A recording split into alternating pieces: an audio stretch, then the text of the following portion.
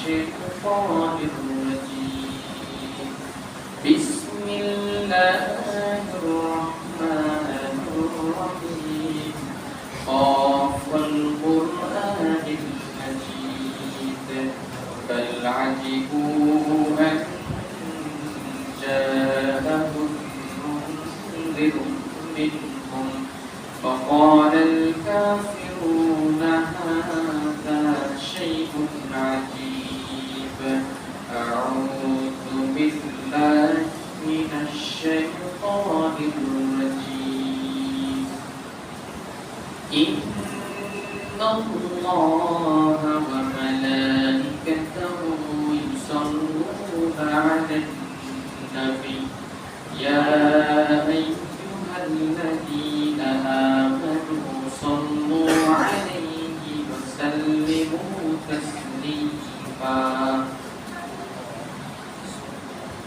إلى آخر الآيات সমস্ত প্রশংসা সমস্ত গুণগান সেই মহান আল্লাহ তাআলার জন্য যে মহান আল্লাহ তাআলা আমাদের সকলকে সুস্থ অবস্থায় এই জুমার দিনে এই সম্মানিত দিনে কোরআন এবং হাদিস থেকে গুরুত্বপূর্ণ আলোচনা শ্রবণ করার তৌফিক দিয়েছেন সেজন্য আল্লাহর সকলে শুকরিয়া আদায় করি সকলে বলি আলহামদুলিল্লাহ। রাসূলুল্লাহ সাল্লাল্লাহু আলাইহি ওয়াসাল্লামের উপর দরুদ ও সালাম বর্ষিত হোক সকলে বলি আল্লাহুম্মা সাল্লি আলাইহি আল্লাহুম্মা বারিক আলাইহি। আমার সংক্ষিপ্ত আলোচনার বিষয় হলো ঈদ মিলাদুন নবী। আমরা খুব গুরুত্বপূর্ণ একটা বিষয় যেটা ইসলামী শরীয়তে না আছে কোরআনে না আছে হাদিসে। যারা ঈদ মিলাদুন নবী পালন করে এদের ব্যাপারে কিছু কথা, আর ঈদ মিলাদুন নবী পালন করা যাবে কি যাবে না এই বিষয়গুলো নিয়ে আজকে আমরা আলোচনা করব ইনশাআল্লাহ। কথা থেকে ঈদ মিলাদুন নবী আসলো, কথা থেকে শুরু হলো, সেই বিষয়গুলো আজকে আমরা জানার চেষ্টা করব। অথচ পৃথিবীতে আপনি দেখেন লাখ লাখ মানুষ ঈদ মিলাদুন নবী পালন করে রাসূলের নামে। রাসূলুল্লাহ সাল্লাল্লাহু আলাইহি ওয়াসাল্লামের নামে জন্মদিবস পালন করে। এই বিষয়গুলা কোথা থেকে আসলো? রাসূল সাল্লাল্লাহু আলাইহি ওয়াসাল্লামের আমলে কি ছিল কি ছিল না? সাহাবীদের আমলে ছিল কি ছিল না? এই বিষয়গুলো নিয়ে আজকে আমরা জানব। আর আরো কিছু গুরুত্বপূর্ণ কথা আছে যেই আয়াতগুলো দিয়ে তারা মিলাদুন নবী পালন করা যাবে, যেগুলো দিয়ে তারা দলিল দেয়, এবং 4-5টা হাদিস দিয়ে যে দলিলগুলো দেয় যে ঈদে মিলাদুন নবী পালন করতে হবে বা পালন করা যাবে, এই বিষয়গুলো সব আজকে আমরা ইনশাআল্লাহ জানার চেষ্টা করব। তাহলে আমাদের ভুল ভেঙে যাবে। যখন আমরা কোনো কোরআন এবং সহিহ হাদিস থেকে যখন আমরা দেখব, এক কথা হলো যে আমরা কোনো কারোর কথা শুনবো না যতক্ষণ না পর্যন্ত আমরা স্পষ্ট দলিল না পাই। যতক্ষণ না পর্যন্ত আমরা স্পষ্ট কোরআন এবং হাদিস থেকে দলিল না পাই ততক্ষণ পর্যন্ত আমরা কারোর কোনো কথা শুনবো না। আর আপনি শুনতে পারেন, এটা অনেক বক্তব্য আছে, বিভিন্ন জায়গাতে আলোচনা করছে, কিন্তু আলোচনা করার পিছনে তাহলে তো অবশ্যই দলিল থাকা লাগবে। আপনি একটা রাসূল সাল্লাল্লাহু আলাইহি ওয়াসাল্লামের সুন্নাতকে পালন করবেন, ঈদ মিলাদুন নবীকে সুন্নাত মনে করছেন, তাহলে তো অবশ্যই যাচাই করা প্রয়োজন। আন্দাজে তো কোনো জিনিস আমল করা যাবে না। এই বিষয়গুলো নিয়ে আজকে আমরা আলোচনা করব ইনশাআল্লাহ। বিস্তারিত জানার চেষ্টা করব। অল্প সময়ের ভিতরে আমি শুধু মূল যেগুলো দলিল সেগুলো পেশ করব, আর কোথা থেকে আসলো এই বিষয়গুলো তুলে ধরব। তাহলে অবশ্যই সব বিষয়গুলো স্পষ্ট হয়ে যাবে। এবং রাসূল সাল্লাল্লাহু আলাইহি ওয়াসাল্লাম হাদিসে কি বলেছেন? একটা মানুষ জন্মগ্রহণ করা, আমি কয় তারিখে জন্মগ্রহণ করেছি, আমার জন্ম কোন দিন হয়েছে, এই যে আমার জন্ম হয়েছে তাই যে আমার নামে জন্মদিবস পালন করতে হবে, এর দলিল কোথায়? এগুলোর তো কোনো দলিল নেই। এখন ধারাবাহিকভাবে আমরা একটু আলোচনা শুনি, তারপরে আমরা দলিলগুলোতে যাব। সেই বুখারীর দলিল আছে, দলিলটা কিসের ভিত্তিতে তারা বলছে, কোন শব্দ তারা বলছে যে এটা হলো এই শব্দ দ্বারা মিলাদুন নবী পালন করা যায়, এই বিষয়গুলো জানবো। আর বিশেষ করে যখন আমি কোনো কথাগুলো বলবো একটু আপনি হাদিসের সাথে মিলাবেন। যে বিষয়গুলো একটা সাধারণ মানুষ একটা বক্তব্য দিচ্ছে, একটা সাধারণ মানুষকে ডেকে নিয়ে বলছে যে কি কাজ আছে দেখেন, একটা ছাত্রকে, একটা হাফেজ বা আলেম বা একটা ছাত্রকে বলছে, একজন বক্তা সাহেব বলছে যে এই যে দেখেন এই যে আছে, ছাত্রকে ডেকে দেখে, ছাত্র বলছে ঠিকই তো আছে, কিন্তু একটু বুঝলো না যে এখানে হাদিস সাথে কি আছে। একটা সাধারণ মানুষও বুঝতে পারবে হাদিসগুলো দিয়ে যে এখানে মিলাদুন নবী বা রাসূলের নামে জন্মদিবস পালন করতে হবে, স্পষ্ট কোনো কোরআনে বা হাদিসে নেই। এই মিলাদ শব্দটা হাদিসে যুক্ত করা আছে, মিলাদ না মিলাদুন শব্দ যুক্ত করা আছে, কিন্তু মিলাদ শব্দের অর্থ হলো জন্মগ্রহণ করা, জন্ম দিবস পালন করা নয়।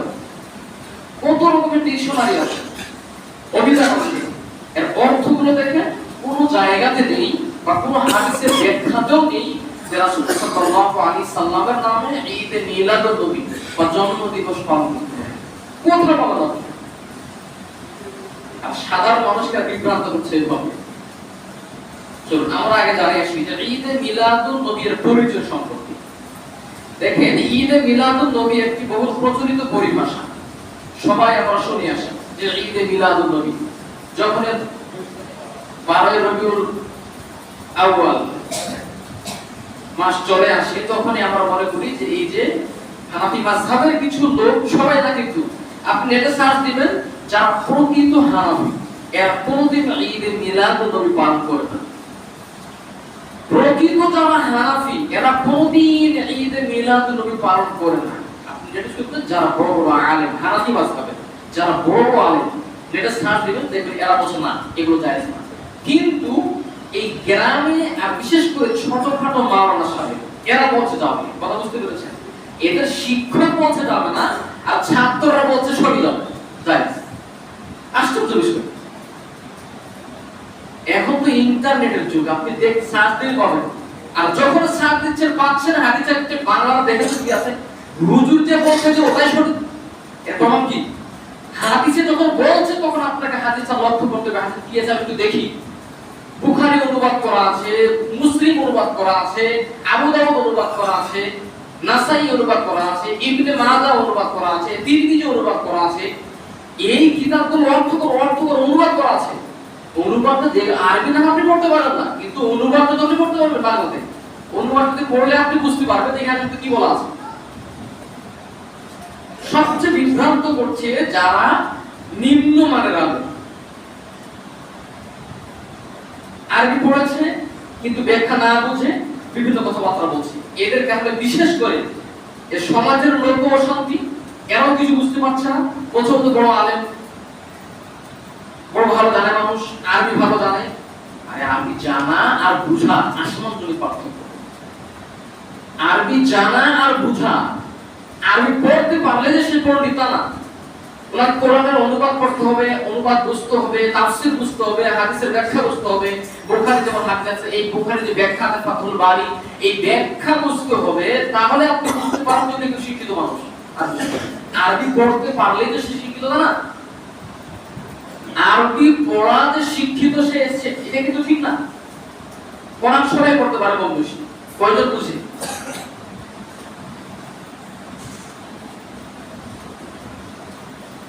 তো এখানে ঈদ শব্দটা প্রথমে আমরা জানি, ঈদে মিলাদুন নবী। আগে ঈদ সম্পর্কে আমরা জানি, ঈদ শব্দটি হলো একটা আরবি শব্দ ভাষা। এটা কি শব্দ বলেন? আরবি শব্দ। এটা কিন্তু আরবি শব্দ। ঈদ মানে হলো আনন্দ, খুশি, নাচ গান দিয়ে উদযাপন করা কিন্তু নয়। ঈদ শব্দটা হলো, এর অর্থ হলো আনন্দ, খুশি, আনন্দ করা, খুশি অনুভব করা, এগুলোর অর্থ আছে, অনেকগুলো অর্থ আছে। আর তারপরে বলছেন যে ঈদের পরিচিতি এবং আবেদনের অর্থ হলো শব্দটি আরবি, বহুবচনে আইয়াদ। ঈদের বহুবচন হলো আইয়াদ, মানে আনন্দ অনুভব করা, খুশি, আনন্দ, তাই বলে নাচানাচি করা না। রাসূল সাল্লাল্লাহু আলাইহি ওয়াসাল্লাম ঈদ যেভাবে উদযাপন করেছে সেভাবে আপনাকে উদযাপন করতে হবে। তো আল্লাহর নবী বলছেন তিন জায়গাতে শুধু ঈদ বলা যায়, একটা হলো ঈদুল ফিতর আর ঈদুল আযহা। আর জুমার দিনটাকে রাসূলুল্লাহ সাল্লাল্লাহু আলাইহি সাল্লাম বলেন এটা একটা ঈদের দিন বলে ঘোষণা করা হয়েছে।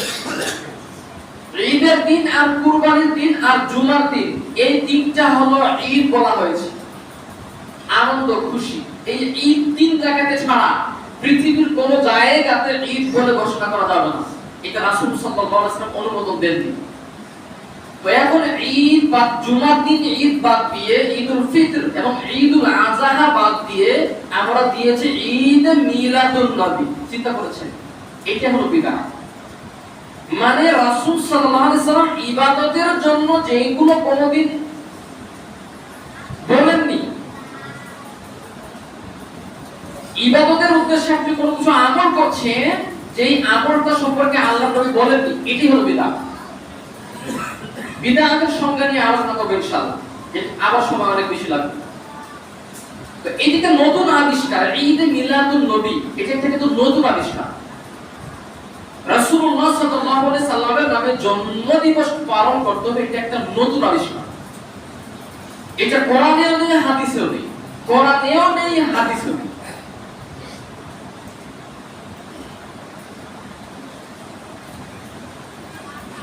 এখন তারপরে আয়াতুর শব্দের অর্থ ঈদের বহুবচন হলো আয়াত। এর আরো অনেকগুলো অর্থ আছে, যে বারবার ফিরে আসা, বারবার ফিরে আসা, মানে ঈদ তো বছর গেলে আবার ফিরে আসে, জুমার দিন নিয়মিত সপ্তাহের পর সপ্তাহে ফিরে আসে, এইটাকে বলা হয়েছে ঈদ বলে ঘোষণা করা হয়েছে। আর এটা নতুন করে বানিয়ে দিয়েছে ঈদে মিলাদুন নবী। এগুলো ঠিক নয়, যেটা রাসূল সাল্লাল্লাহু আলাইহি ওয়াসাল্লাম কোনদিন তার কিতাবে বা হাদিসে কোনদিন বা কোরআনে কখনো কোনদিন বলেন না। এগুলো পালন করা যাবে না, এগুলো বিদআত হবে। আল্লাহ সুবহানাহু ওয়া তাআলা আমাদেরকে এগুলো থেকে যেন দূরে রাখেন। আল্লাহু আকবার। এবার চলুন, এদের পারিভাষিক অর্থে ঈদ শব্দের সংজ্ঞায় শাইখুল ইসলাম ইবনে তাইমিয়া রাহিমাহুল্লাহ বলেছেন, ইমাম তাইমিয়া রাহিমাহুল্লাহ বলেছেন কি, যে ঈদ সমাবেশের নাম যা বছর মাস সপ্তাহ, বছর মাস সপ্তাহ। তাহলে কোনটা বোঝানো হয়েছে? ইমাম তাইমিয়া রাহিমাহুল্লাহ একজন বড় পণ্ডিত, কোরআনের পণ্ডিত, হাদিসের পণ্ডিত। তাহলে যারা কোরআন এবং হাদিসের পণ্ডিত, তাহলে এদের কথা আপনাকে শুনতে বাধ্য, যে কোন বললি। উনি হলো সৌদির একজন বড় টিচার, এত বড় আলেম, উনি বলছেন যে এগুলো করা নিষেধ। আর আমাদের বাংলাদেশের ভিতরে এগুলো যায়, অথচ ওরা এত আরবি ভাষা জানে, এত আরবি ভাষায় আরবি, আর আমরা আরবি শিখতেছি। জানলে কি বেশি বলেন তো? যাদের ভাষা আরবি, যারা আরবিতে কথা বলে, সবসময় হাদিস চর্চা করে, এদের কথা আপনাকে শুনতে হবে। সবারই কথা শোনা জায়েজ নয়, সব দিক থেকে সবার জ্ঞান থাকে না। যে যে বিষয়ে পড়াশোনা, সেই মাসআলা তার কাছে নিতে হবে সেই সম্পর্কে।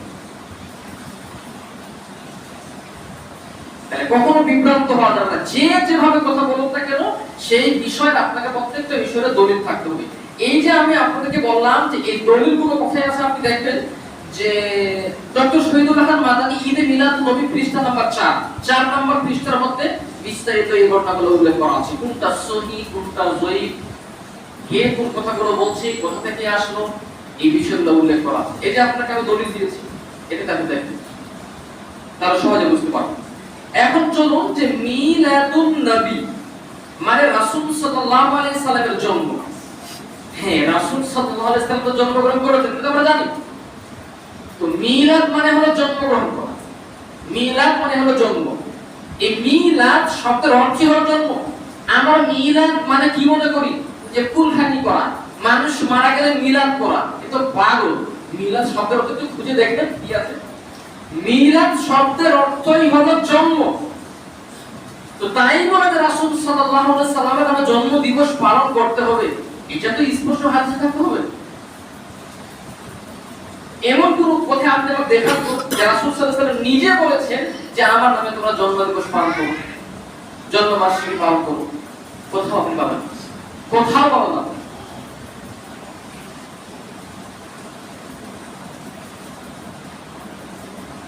এবং এই ব্যাপারে আরো অনেকগুলো কথা আছে, যেহেতু সময় কম আছে, এটা আপনি কিছু কিছু বিষয় আমি ছেড়ে দিলাম, যে এগুলো মোটামুটি সবাই জানেন, সেই কারণে ছেড়ে দিলাম। দেখেন, তারপরে অনেক কিছু বিষয় আছে আরো, যে ঈদে মিলাদুন নবী এর উৎস কোথা থেকে হবে, এটা আমরা একটু জানার চেষ্টা করব। দেখেন, ঈদে মিলাদুন নবীর ভিত্তি কোরআন এবং কোন সহিহ হাদিসে পাওয়া যায় না।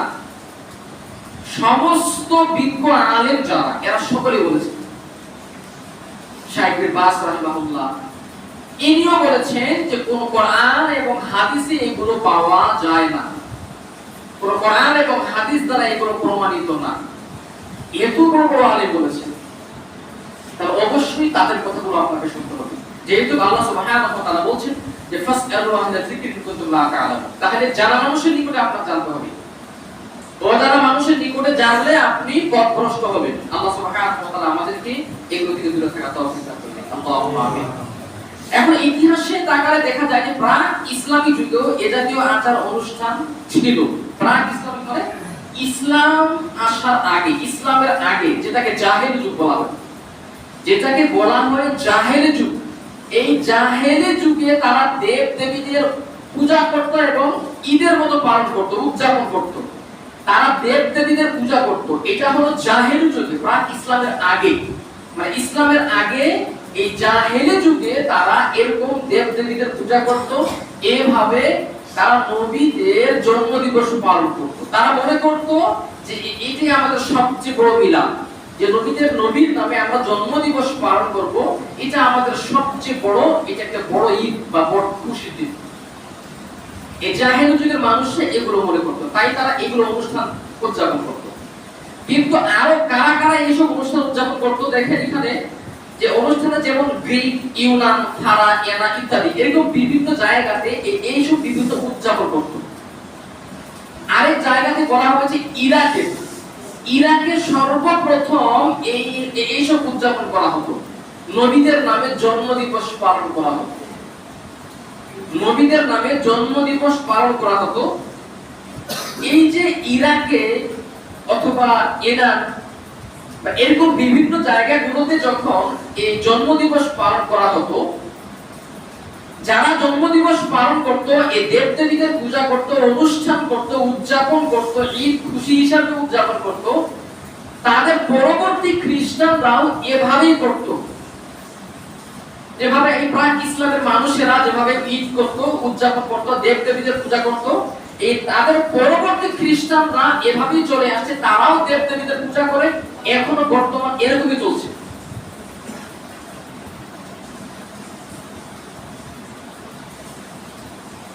রাসূল সাল্লাল্লাহু আলাইহি সাল্লামের নামে জন্মবার্ষিকী পালন করি, এগুলো ঠিক নয়, যা রাসূল সাল্লাল্লাহু আলাইহি ওয়াসাল্লাম কোনোদিন কখনো করেননি। এভাবে চলে আসছে। আজও খ্রিস্টানরা দেখেন নবীদের জন্মদিবস পালন করে। আর শুধু এই খ্রিস্টানরা নয়, এখন মুসলমানরাও ঈদে মিলাদুন নবী পালন করে, যেটা খ্রিস্টান থেকে এসেছে। খ্রিস্টানরা পালন করত, সেখান থেকে এসেছে। এখন মুসলমানরাও এই খ্রিস্টানের ভিতরে লিপ্ত হয়ে গেছে, তারাও ঈদে মিলাদ নবী পালন করে। ওরা অন্যভাবে পালন করে, এরা অন্যভাবে পালন করে, কিন্তু কাজ একই। এবার দেখেন, সর্বপ্রথম ঈদে মিলাদুন নবী উদযাপন সম্পর্কে অনেক ইতিহাসে আছে। যেহেতু এটা কোরআনেও পাবেন না, আপনি হাদিসেও পাবেন না, আপনি কোরআনেও পাবেন না, হাদিসেও এগুলোর কথা আপনি পাবেন না। এগুলো ইতিহাসের মধ্যে স্পষ্ট করে দেওয়া আছে যে মিলাদুন নবীর পক্ষে বিপক্ষে সকল আলেম একমত যে মিলাদুন নবী উৎসব নবী, সাহাবায়ে কেরাম, তাবে তাবেঈন, সাহাবীরা কেউ পালন করেননি।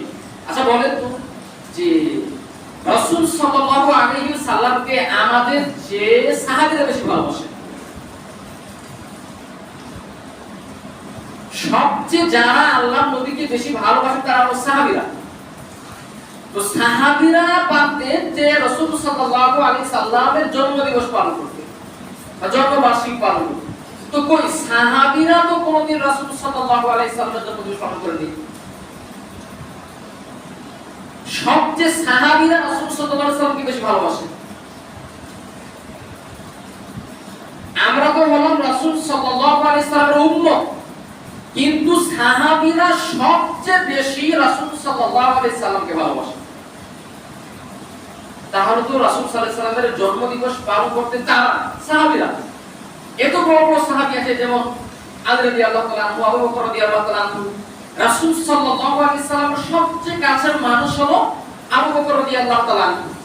তো আবু বকর রাদিয়াল্লাহু তাআলা আনহু তো পারতেন যে রাসূল সাল্লাল্লাহু আলাইহি সাল্লামের নামে জন্মদিন পালন করতে। কই এরকম তো কোরআন এবং হাদিসে কথা পাওয়া যায় না।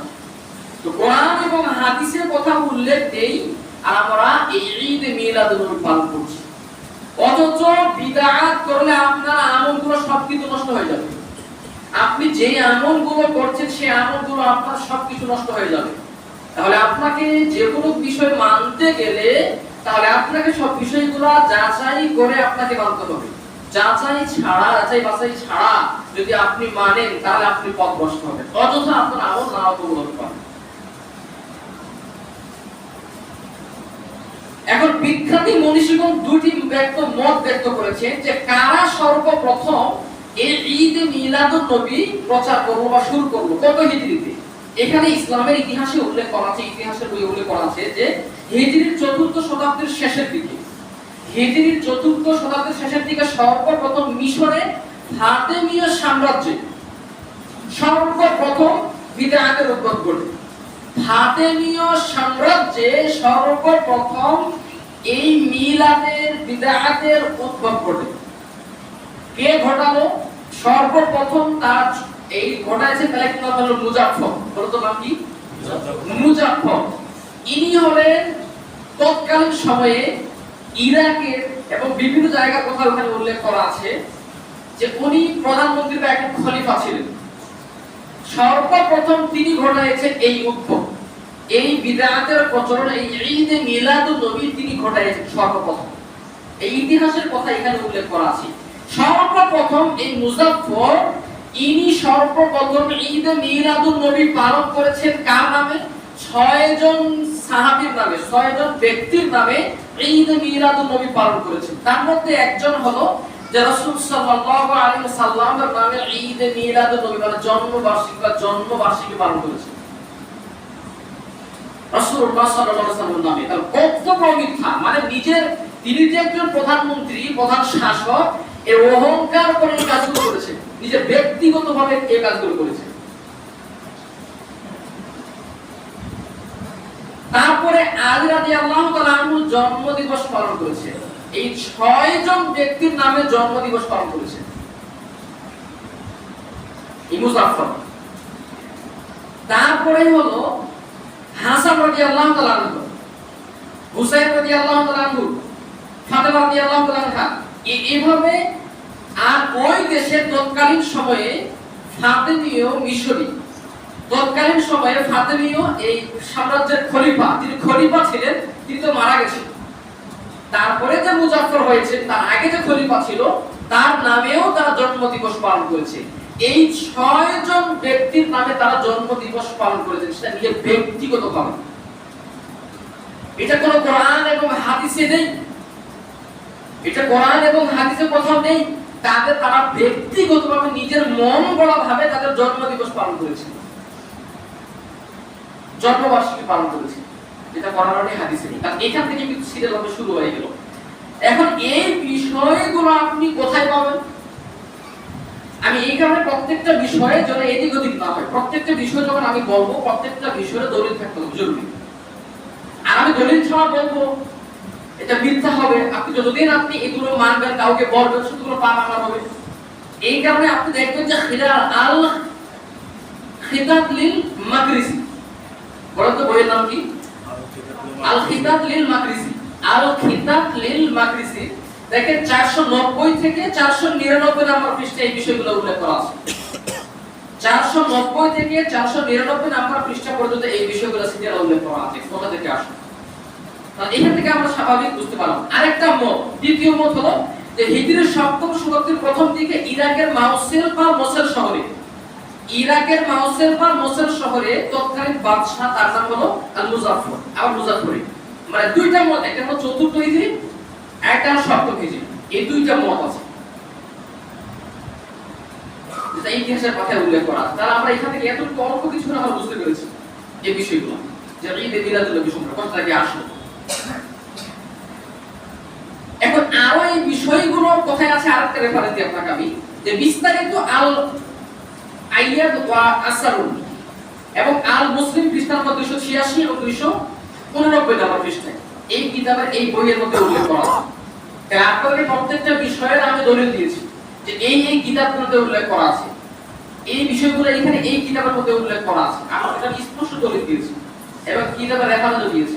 তাহলে অবশ্যই মন্তব্য, আমার বিষয়ে মন্তব্য করার আগে আপনি জানবেন যে আগে দলিলটা দেখবেন। যে আমি কি বলছি আবার দলিলে কি আছে এটা আপনাকে মেলাবেন, তাহলে আপনি বিষয়গুলো স্পষ্ট পাবেন।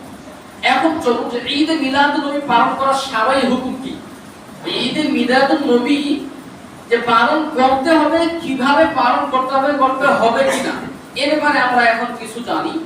যে ঈদে মিলাদুন নবী উদযাপন করা একটি সুস্পষ্ট বিদআত।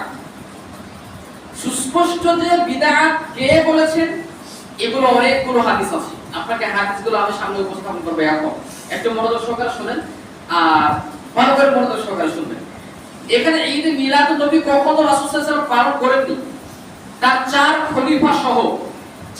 খলিফা সহ কোনদিন পালন করেননি। আলী রাদিয়াল্লাহু তাআলা পালন করেননি, ওমর রাদিয়াল্লাহু তাআলা পালন করেননি, আবু বকর রাদিয়াল্লাহু তাআলা পালন করেননি, কেউ পালন করেননি। কিন্তু সাধারণ মানুষ পালন করছে। কত বোকা মানুষ!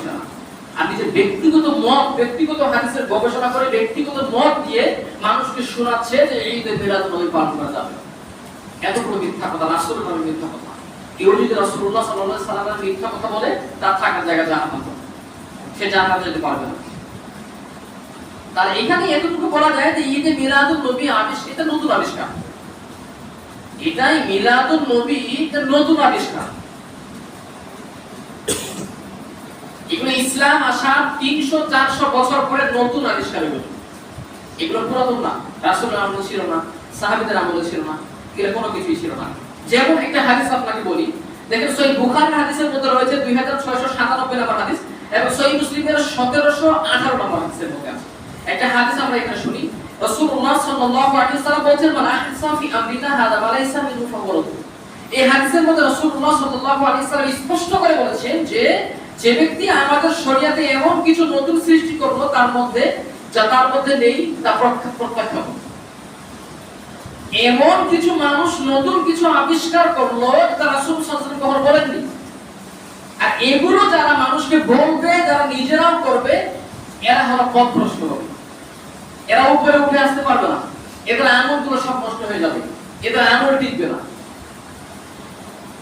অবশ্যই এগুলো নতুন আবিষ্কার। ওহী বন্ধ হয়ে গেছে, আর ওহী আসবে না। রাসূল সাল্লাল্লাহু আলাইহি ওয়াসাল্লামের উপর ওহী নাযিল হয়েছে, ওহী নাযিল হওয়ার পরে আর নতুন করে কোনো ওহী নাযিল হবে না, কারোর উপরে আর কোনো ওহী নাযিল হবে না। তাহলে ওহী যখন নাযিল হবে না, তো 300-400 বছর পরে এগুলো আবিষ্কার, কারণ অবশ্যই এগুলো বিদআত। কারণ এগুলো মানুষ আমল হিসেবে করছে, এমনিতে কিন্তু করছে না। তারা মনে করছে যে আমাদের সওয়াব হবে, নেকি হবে।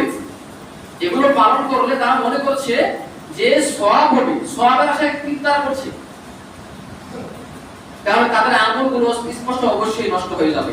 রাসূল সাল্লাল্লাহু আলাইহি ওয়াসাল্লাম আরেকটা আপনাকে হাদিস বলেছেন, আবু দাউদের মধ্যে আছে 4607 নম্বর হাদিস এবং তিরমিজি 2676 নম্বর হাদিসের মধ্যে আছে। আরেকটা হাদিসের মধ্যে আছে যে মিশকাতের 165 নম্বর হাদিসে আছে। এগুলো স্পষ্ট করে এখানে উল্লেখ করেছেন যে ওয়া ইয়াকুম ওয়া মুহদাসাতিল উমুর ওয়া ইন্না কুল্লু মুহদাসাতিন বিদআহ ওয়া কুল্লু বিদআতিন দালালাহ। তোমরা দ্বীনের মধ্যে নতুন কিছু সৃষ্টি করা হতে বিরত থাকো। নিশ্চয় প্রত্যেক নতুন সৃষ্টি হলো বিদআত, আর প্রত্যেক বিদআতই হলো পথভ্রষ্ট। নতুন কোনো কিছু আপনি যখনই মানতে যাবেন তখনই আপনার বিপদ হয়ে যাবে। বিপদ কি? আপনার আমলগুলো নষ্ট হয়ে যাবে, আপনার আমলগুলো থাকবে না, টিকবে না। তাহলে অবশ্যই আমাদেরকে প্রত্যেকটা বিষয় যাচাই বাছাই করে মানতে হবে। যাচাই বাছাই ছাড়া কোনো বিষয় মানা যাবে না। একজন হুজুর বলে এটা করতে হবে, আমি আপনাকে বলছি আপনাকে দেখতে হবে। উনি বলেছেন, ওনার মত দিয়ে বলেছেন, দলিল দিয়েছেন, দলিলটার ব্যাখ্যা তিনি নিজে করেছেন। কোন একজন বড় আলেম যিনি কিতাব লিখেছেন তাদের ব্যাখ্যা তারা বলছে না। আপনি কোন কথা এই তাফসীরে আয়াতের সাথে আপনি মিল পাবেন না। দেখুন এটা একদম ভিন্ন কথা। হাদিসে বলছে এদের কাজ হলো আরে নিজের মতো ব্যাখ্যা দিচ্ছে। কারণ আপনি যখন কোন হাদিসের ব্যাখ্যা দিবেন তখন আপনাকে হাদিসের ব্যাখ্যাটা আপনাকে দেখতে হবে। যখনই আপনি কোন কোরআন থেকে কোন কথা বলবেন, এই কোরআনের ব্যাখ্যাটা আপনাকে তাফসীরে দেখতে হবে যে তাফসীরের মধ্যে আছে কি না। আন্দাজে তো কোনো কথা বলা যাবে না। আমি একটা বললাম যে ইন্নাস সালাতা তানহা আনিল ফাহশাই ওয়াল মুনকার, আমার কোনো যোগ্যতা নেই যে নিজের ব্যক্তিগত মত আমি দিয়ে এখানে মানুষকে প্রচার করি। আমাকে আগে আয়াতটা আমাকে দেখতে হয়েছে আল্লাহ সুবহানাহু ওয়া তাআলা এই আয়াতের মধ্যে কি বলছেন এবং তাফসীরে কি বলেন। তাফসীর দেখতে হবে কেন? যে তাফসীর যারা লিখেছেন এরা কম জ্ঞানী নয়, এরা তাফসীর লিখেছেন, গবেষণা করে লিখেছেন, বিভিন্ন কিতাব থেকে রেফারেন্স সংগ্রহ করে তাদের কিতাবে লেখা বসিয়েছেন।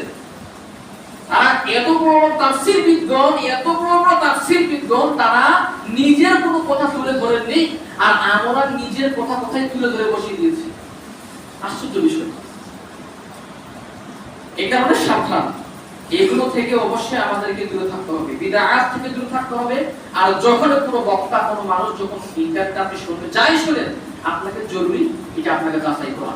তার কথাই যে একেবারে ঠিক এমনটা নয়, কারণ এই যে বিষয়টা আপনি এটা শুনবেন, এই বিষয়টা আপনি আরো কোনো আলেমের কাছে জানবেন, ওই বিষয়তে আপনি আরো ভালো আলেম এবং 4-5 জন যারা জানা মানুষ এদের কাছে আগে জানবেন, তা না হয় বন্ধ। এখন চলে ঈদে মিলাদুন নবী সম্পর্কে কতিপয় বিদ্যানের মত। সবচেয়ে যারা বড় বড় আলেম তাদের মতগুলো আমি এখানে উপস্থাপন করেছি। সবচেয়ে যারা বড় বড় আলেম, যারা কিতাব লিখেছেন, অনেকে যারা মারা গেছেন, এদের কয়েকটা কথা আপনাদের সামনে আমি বলি। দেখেন, তার মধ্যে একটা হলো আল্লামা ইবনে উসাইমিন রাহিমাহুল্লাহ বলেন যে এই ঈদে মিলাদুন নবী পালন করা জায়েজ নয়।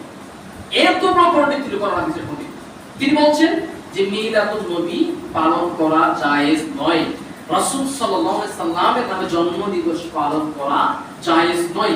এটা আমি বলিনি, সবচেয়ে মদিনা সৌদির সবচেয়ে যারা বড় আলেম, আমি তো উল্লেখ করেছি, প্রত্যেকটা বিষয়ে আমি আপনাদের দলিল দিয়েছি। দলিল ছাড়া একটা কথা আপনাদের সামনে আমি বলিনি। তারপরে দেখেন যে শাইখ সালেহ আল ফাওজান তিনি বলেছেন যে মিলাদুন নবী পালন করা জায়েজ নয়, মিলাদ রাসূলের নামে মিলাদ পালন করা জায়েজ নয়। ইনি সবচেয়ে বড় পণ্ডিত। এই যাদের নামগুলো আপনাকে আমি বললাম, এরা এত বড় পণ্ডিত, যারা বাংলাদেশ সারা পৃথিবীতে যারা সৌদিতে যারা চান্স পায় তাদের টিচার হয়ে এরা। তাদের কথা আপনাদের সামনে আমি উপস্থাপন করেছি।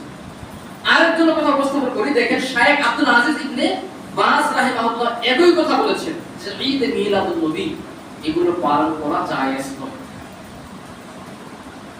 যারা কোরআন এবং হাদিসের পণ্ডিত সেগুলো আপনাকে মেনে নিতে হবে, তাদের কথা আপনাকে শুনতে হবে।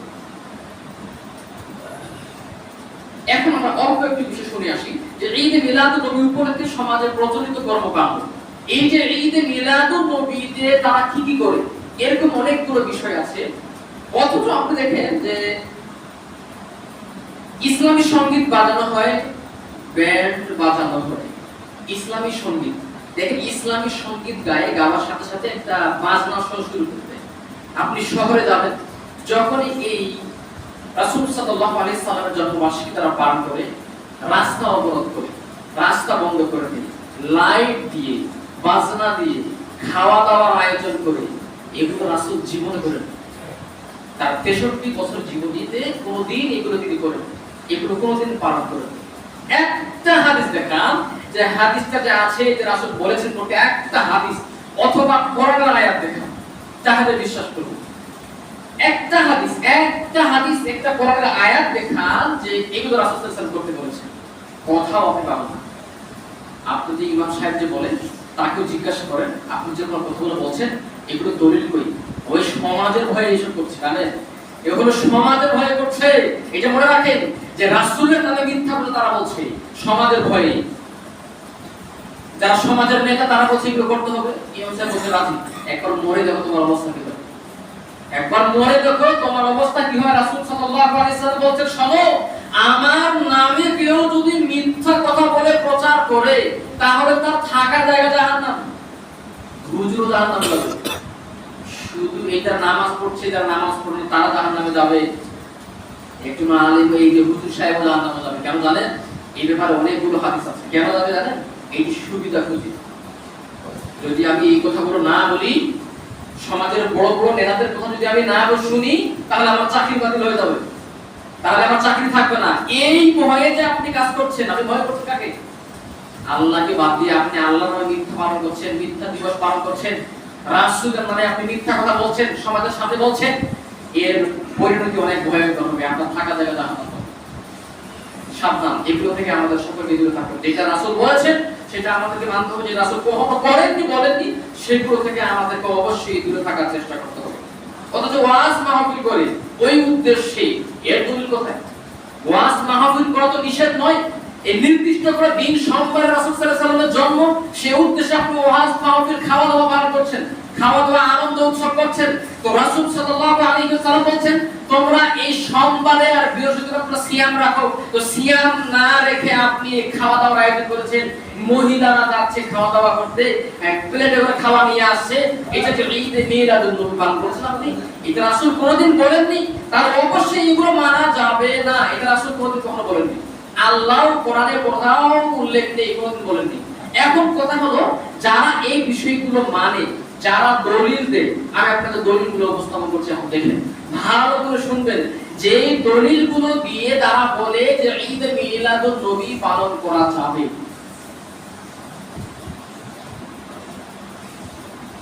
সুনান তিরমিজি, বলো তো কিতাবের নাম কি? সুনান তিরমিজি 3619 নম্বর হাদিস। এই হাদিস থেকে তারা দলিল দিয়ে তারা বলে যে ঈদ মিলাদুন নবী পালন করতে হবে। অথচ আল্লাহর কসম করে বলছে এখানে কোনো ঈদ মিলাদুন নবীর উল্লেখ নেই। শুধু এখানে উল্লেখ করা আছে যে রাসূল সাল্লাল্লাহু আলাইহি ওয়াসাল্লাম জন্মগ্রহণ করেছে সোমবার দিন। তো সুইলা রাসূল সাল্লাল্লাহু আলাইহি ওয়াসাল্লামকে জিজ্ঞাসা করা হলো সুইলা আন সাওমি ইয়াউমিল ইসনাইন। তো রাসূলুল্লাহ সাল্লাল্লাহু আলাইহি ওয়াসাল্লামকে জিজ্ঞাসা করো, ইয়া রাসূলুল্লাহ এই সোমবারে আপনি সিয়াম রাখেন কেন? এই সোমবারে সিয়াম রাখা সম্পর্কে আল্লাহর নবী কথা বলেন না, এইভাবে কথা বললে ওটা থাকবে না। এখন আলোচনার মধ্যে কথা বলে আলোচনা ব্যাখ্যা করতে হবে, এই কারণে একটু মনোযোগের সাথে শুনুন।